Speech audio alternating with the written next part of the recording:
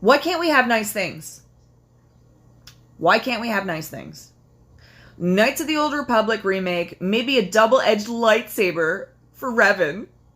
So, those of you who don't know, Knights of the Old Republic, or KOTOR, as we like to call it, was a fantastic game that came out for Xbox. And I love it. It's one of my top 5 games, I would say. I was working at EB Games when it came out. And I think I sold a copy every, like, friggin' day. Great RPG. What you do in it, like, even if you get, like, honestly, I'm actually playing through the game right now. Like, on Xbox, like, original Xbox, like, quality. And I don't care, because I love it. Because the storyline's amazing. And the characters actually talk to you. It's not just reading dialogue. That was, like, there wasn't a lot of that back in the day. I don't know if anybody remembers back in the day.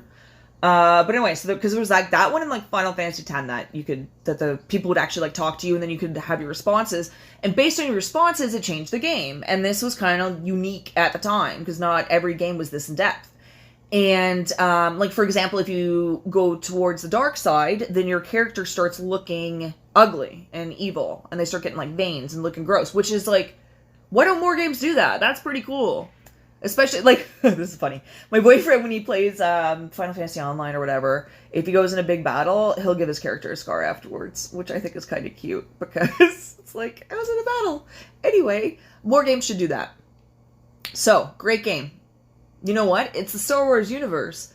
They actually don't need to change anything about it, because it's in the future in a fictional world that doesn't exist, guys.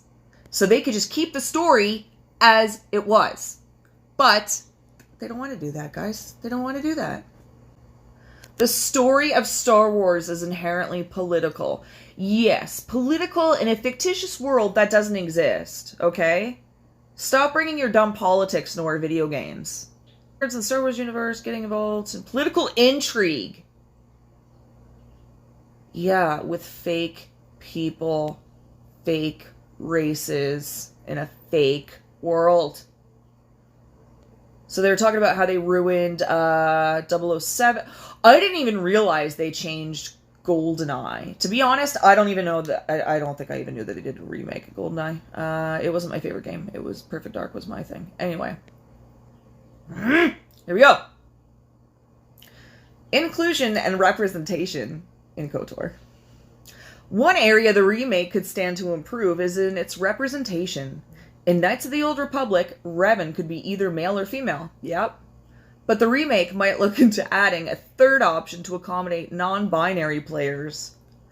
While it would be a nice gesture to include non-binary pronouns, it's bad enough I have to appease you idiots in the real world. Now we have to appease you in video games? Like, stop it. Stop it.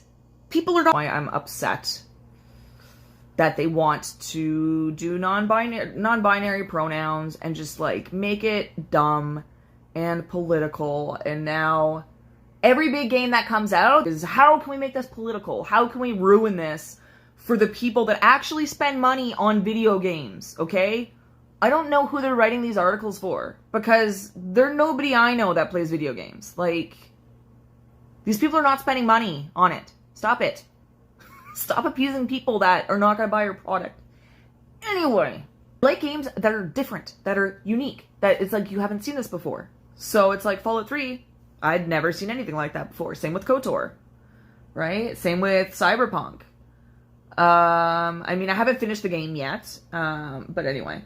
I don't know why I went on this weird tangent about video games, but I love them. And yeah, so...